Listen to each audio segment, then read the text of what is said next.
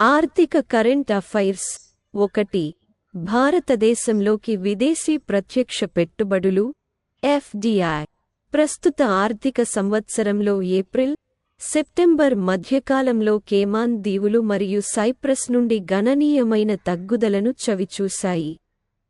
ఇది మొత్తంగా ఎఫ్డిఐ ప్రవాహాలలో 24% క్షీణతకు దోహదపడింది. 2 ఏప్రిల్ 2020 నుండి భారతదేశం చైనా, బంగ్లాదేశ్, పాకిస్తాన్, భూటాన్, నేపాల్, మయన్మార్ మరియు ఆఫ్ఘనిస్తాన్తో సహా తన భూ సరిహద్దులను పంచుకునే దేశాల నుండి మొత్తం 1 లక్ష కోట్ల ఎఫ్డిఐ ప్రతిపాదనలను ఆకర్షించింది. కోవిడ్-19 మహమ్మారి మధ్య దేశీయ సంస్థలను రక్షించడానికి ప్రభుత్వం అటువంటి పెట్టుబడులకు ముందస్తు అనుమతిని తప్పనిసరి చేయడంతో ఏప్రిల్ 2020లో కీలకమైన పరిణామం జరిగింది. 3 నవంబర్లో భారతదేశపు తయారీ పర్చేజింగ్ మేనేజర్స్ ఇండెక్స్ (PMI) సానుకూల పథాన్ని ప్రదర్శించింది. అక్టోబర్ 55.5 నుండి స్వల్ప పెరుగుదలతో 56కి చేరుకుంది. సెప్టెంబరు సంఖ్య 57.5 కంటే దిగువన ఉన్నప్పటికీ, ఈ పెరుగుదల ఫిబ్రవరి నుండి అక్టోబర్లో నమోదైన నెమ్మదిగా విస్తరణ రేటు నుండి పుంజుకుందని సూచిస్తుంది. PMI కీలకమైన ఆర్థిక సూచిక. విస్తరణ మరియు సంకోచం మధ్య తేడాను చూపుతూ 50 మార్క్ థ్రెషోల్డ్ను నిర్వహిస్తుంది. 4 జీఎస్టీ వసూళ్లు ప్రస్తుత ఆర్థిక సంవత్సరంలో ప్రతి నెల 1.50 లక్ష కోట్ల మార్కును అధిగమించాయి. ఏప్రిల్ 2023లో జీఎస్టీ వసూళ్లు 1.87 లక్ష కోట్లకు చేరుకుని చారిత్రాత్మక గరిష్టాన్ని నమోదు చేసింది. 2023 నుండి 24 ఆర్థిక సంవత్సరానికి సగటు స్థూల నెలవారీ జీఎస్టీ మాప్ అప్ 1.66 లక్ష కోట్లుగా ఉంది. ఇది గత ఆర్థిక సంవత్సరం కంటే 11% వార్షిక పెరుగుదలను ప్రతిబింబిస్తుంది. 2021 నుండి 22లో 22% సంవత్సరం పెరుగుదల తర్వాత 2022 నుండి 23కి నెలవారీ సగటు జీఎస్టీ సేకరణ 30% గణనీయమైన వృద్ధిని చూపింది. 2020 నుండి 21లో సగటు నెలవారీ జీఎస్టీ వసూళ్లు 94,734 కోట్ల రూపాయలు. 5 జూలై, సెప్టెంబర్కు భారతదేశ జీడీపీ డేటా నిర్మాణ రంగం యొక్క అద్భుతమైన పనితీరును ప్రదర్శించింది. ఇది సంవత్సరానికి 13.3% ఆకట్టుకునేలా పెరుగుతోంది. ఈ ఉప్పెన 5 త్రైమాసికాల్లో అత్యుత్తమమైనది. భారతదేశం యొక్క మొత్తం ఆర్థిక విస్తరణను అంచనా బీటింగ్ 7.6%కి పెంచింది. ఇది ప్రపంచవ్యాప్తంగా వేగంగా అభివృద్ధి చెందుతున్న ప్రధాన ఆర్థిక వ్యవస్థలలో ఒకటిగా నిలిచింది. 6 హిమాచల్ ప్రదేశ్ అత్యధిక మొత్తం నిరుద్యోగ రేటు 33.9%తో నిలుస్తుంది. ఇది నిర్దేశిత త్రైమాసికంలో పట్టణ ప్రాంతాల్లోని 15 నుండి 29 ఏళ్ల వయస్సులో అత్యంత ముఖ్యమైన నిరుద్యోగ సమస్య ఉన్న రాష్ట్రంగా నిలిచింది. రాజస్థాన్ 30.2% రేటుతో దగ్గరగా ఉంది. దేశవ్యాప్తంగా పట్టణ ప్రాంతాల్లోని 15 నుండి 29 ఏళ్ల మధ్య ఉన్న మొత్తం నిరుద్యోగిత రేటు 17.3%.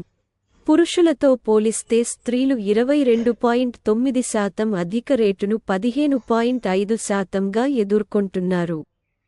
ఈ డేటా వివిధ రాష్ట్రాల్లో యువత ఎదుర్కొంటున్న సవాళ్లను హైలైట్ చేస్తూ ఉపాధి రంగం యొక్క స్నాప్షాట్ను అందిస్తుంది. 7 భారతదేశంలో services purchasing managers index (PMI) నవంబర్లో 56.9కి క్షీణతను వెల్లడించింది. ఇది అక్టోబర్ 58.4తో పోలిస్తే ఒక సంవత్సరం కనిష్ట స్థాయిని సూచిస్తుంది. ఏదేమైనప్పటికీ, ఈ రంగం దాని విస్తరణ పరంపరను వరుసగా 28వ నెలలో కొనసాగించింది. ఇది సంకోచం నుండి విస్తరణను వేరుచేసే కీలకమైన 50 పాయింట్ థ్రెషోల్డ్కు ఎగువన మిగిలిపోయింది. 8 భారతదేశం యొక్క స్టాక్ మార్కెట్ ఒక ముఖ్యమైన మైలురాయిని సాధించింది.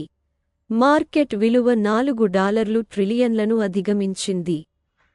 ఈ అభివృద్ధి ప్రపంచంలోని 5వ అతిపెద్ద ఈక్విటీ మార్కెట్ యొక్క వేగవంతమైన వృద్ధిని హైలైట్ చేస్తుంది.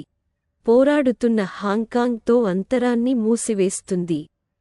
3 సంవత్సరాల కంటే తక్కువ కాలంలో భారతదేశ ఎక్స్చేంజీలలో జాబితా చేయబడిన కంపెనీల మార్కెట్ క్యాపిటలైజేషన్ $1 ట్రిలియన్ పెరిగింది. 9 ఫిచ్ సొల్యూషన్స్ యూనిట్ అయిన వరల్డ్ బ్యాంక్ మరియు రీసెర్చ్ ఏజెన్సీ BMI సంయుక్తంగా 2024లో గ్లోబల్ ధాన్యం ధరలలో 6.5% తగ్గుదలని అంచనా వేసింది. అయితే భారతదేశం యొక్క ఎగుమతి పరిమితులు మరియు ఎల్ నినోకు సంబంధించిన ఆందోళనల కారణంగా బియ్యం మినహాయింపుగా ఉంటుందని భావిస్తున్నారు. 10 భారత పరిశ్రమల సమాఖ్య కీ ప్రస్తుత ఆర్థిక సంవత్సరంలో FY24 6.8% వృద్ధిని మరియు తదుపరి ఆర్థిక సంవత్సరంలో FY25 7% వృద్ధిని అంచనా వేయడంతో భారతదేశ ఆర్థిక వ్యవస్థ బలమైన పుంజుకోవడానికి సిద్ధంగా ఉంది. ఈ ఆశావాద దృక్పథానికి మౌలిక సదుపాయాల అభివృద్ధికి మరియు వ్యాపారాన్ని సులభతరం చేయడానికి ప్రభుత్వం యొక్క తిరుగులేని నిబద్ధతకు కారణమని పేర్కొంది. 11 భారతదేశం యొక్క విదేశీ మారక నిల్వలు గణనీయమైన పెరుగుదలను సాధించాయి. డిసెంబర్ 1 నాటికి $604 బిలియన్లకు చేరుకున్నాయి. ఇది 4 నెలల విరామం తర్వాత ఒక ముఖ్యమైన మైలురాయిని సూచిస్తుంది. నిల్వలు $600 కోట్ల థ్రెషోల్డ్ను దాటిన చివరి ఉదాహరణ ఈ ఏడాది ప్రారంభంలో ఆగస్టు 11న నమోదైంది. 12 భారతదేశం అక్టోబరు మరియు నవంబర్లలో దాని ఆర్థిక సూచికలలో విరుద్ధమైన ధోరణులను చూసింది. పారిశ్రామిక ఉత్పత్తి సూచిక IIP 16 నెలల గరిష్ట స్థాయికి చేరుకుంది. రిటైల్ ద్రవ్యోల్బణం 3 నెలల గరిష్ట స్థాయికి చేరుకుంది. ఈ పరిణామాలు జీడీపీ అంచనాలు మరియు ద్రవ్య విధానానికి గణనీయమైన ప్రభావాలను కలిగి ఉన్నాయి. IIP అక్టోబర్లో 11.7% వార్షిక వృద్ధిని నమోదు చేసింది. ఇది సెప్టెంబర్లో నివేదించబడిన 6.8% నుండి గణనీయమైన పెరుగుదలను సూచిస్తుంది. వినియోగదారుల ధరల సూచి CPI ద్వారా కొలవబడే రిటైల్ ద్రవ్యోల్బణం నవంబర్లో సంవత్సరానికి 5.55%కి పెరిగింది. అక్టోబర్లో 4.87% పెరిగింది. 13 ఇటీవలి డేటా ప్రకారం నవంబర్లో భారతదేశంలోని 9 రాష్ట్రాలు జాతీయ సగటుతో పోలిస్తే అధిక ద్రవ్యోల్బణం రేటును ఎదుర్కొన్నాయి. గత ఏడాది ఇదే కాలంతో పోలిస్తే భారతీయ వినియోగదారుల సగటు జీవన వ్యయం 5.55% పెరిగింది.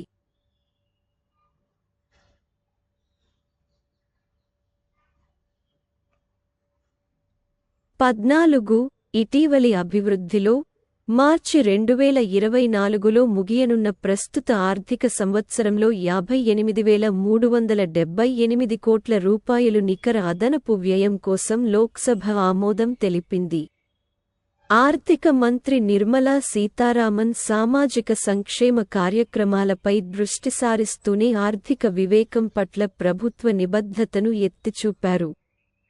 15 global rating agency Moody's investors service ఇటీవల రిలయన్స్ ఇండస్ట్రీస్ లిమిటెడ్ (RIL) కోసం B2 రేటింగ్ను పునరుద్ఘాటించింది.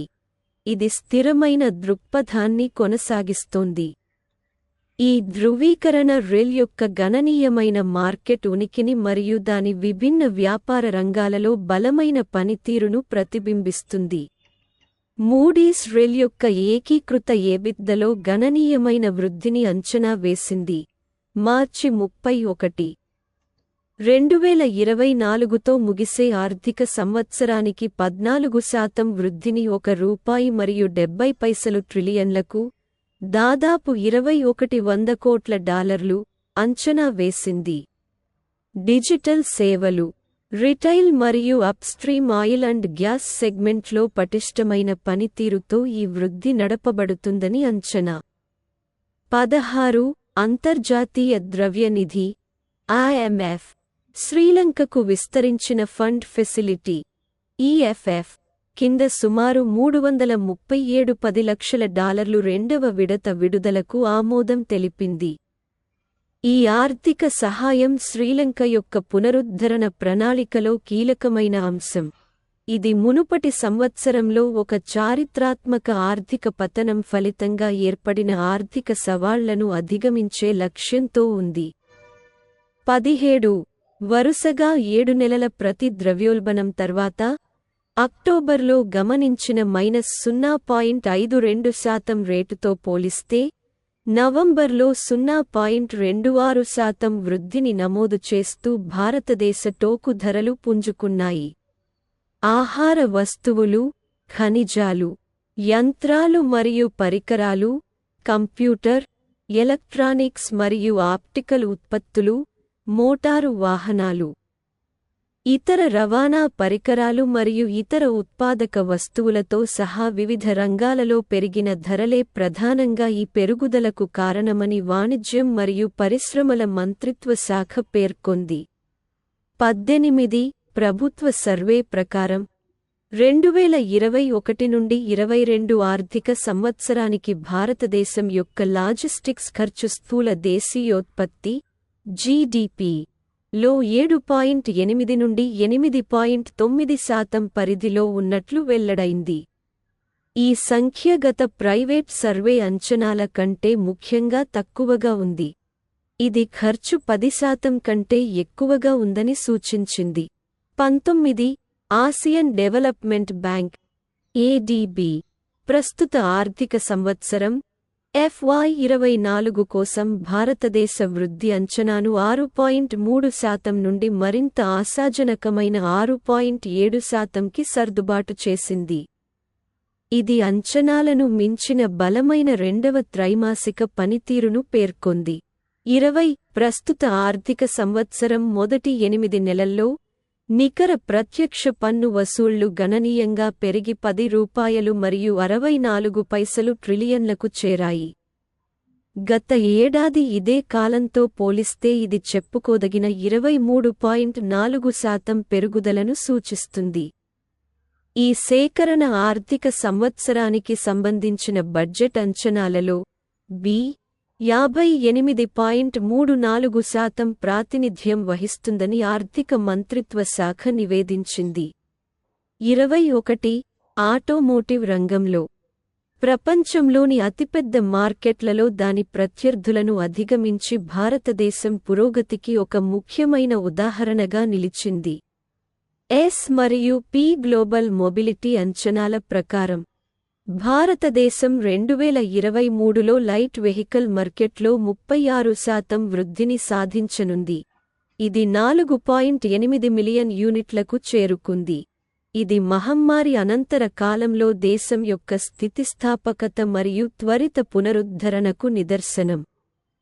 22 దేశీయ రేటింగ్ ఏజెన్సీ ICRA 2024 ఆర్థిక సంవత్సరానికి దాని GDP వృద్ధి అంచనాను సర్దుబాటు చేసింది. ఇది మునుపటి అంచనా 6.2% నుండి 6.5%కి పెంచింది.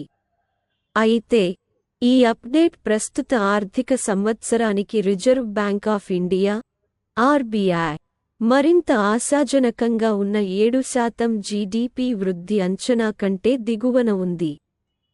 23 స్థూల దేశీయోత్పత్తి GDP లో వ్యవసాయం వాటాలో చెప్పుకోదగ్గ క్షీణతతో గత కొన్ని దశాబ్దాలుగా భారతదేశ ఆర్థిక దృశ్యం గణనీయమైన పరివర్తనను సాధించింది.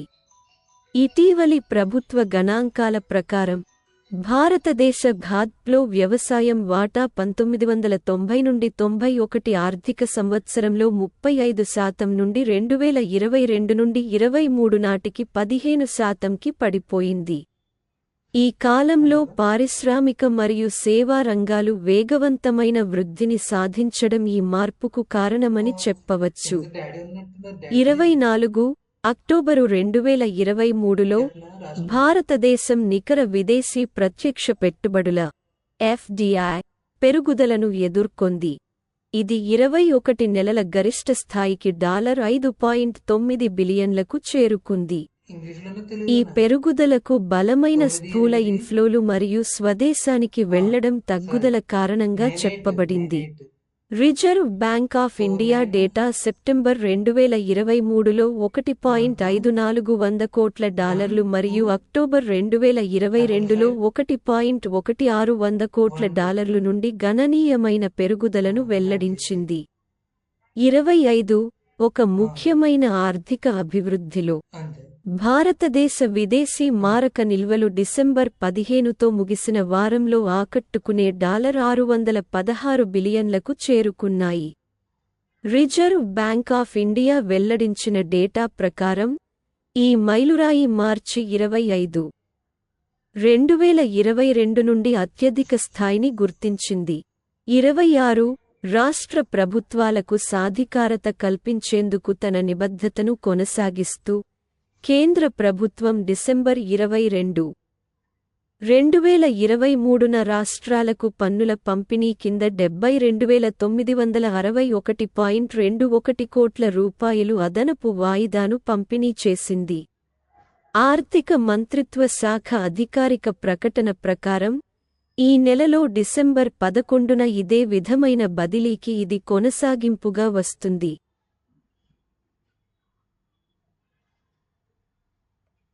27 నవంబర్లో 8 కీలకమైన మౌలిక సదుపాయాల రంగాల ఉత్పత్తి వృద్ధి 6 నెలల కనిష్టానికి 7.8%కి చేరుకుంది. ప్రధానంగా ముడి చమురు మరియు సిమెంట్ రంగాలలో క్షీణత కారణంగా చెప్పవచ్చు. ఈ సంఖ్య ఏడాది క్రితం నమోదైన 5.7% కంటే ఎక్కువగా ఉండగా, ఇది అక్టోబర్లో 12% వృద్ధి నుండి మందగమనాన్ని ప్రతిబింబిస్తుంది. మే నెలలో 5.2% వృద్ధి రేటుతో పోల్చదగిన చివరి డిప్ సంభవించింది. మొత్తం క్షీణత ఉన్నప్పటికీ, బొగ్గు మరియు రిఫైనరీ ఉత్పత్తి ఉత్పాదనలు రెండంకెల వృద్ధిని ప్రదర్శించాయి.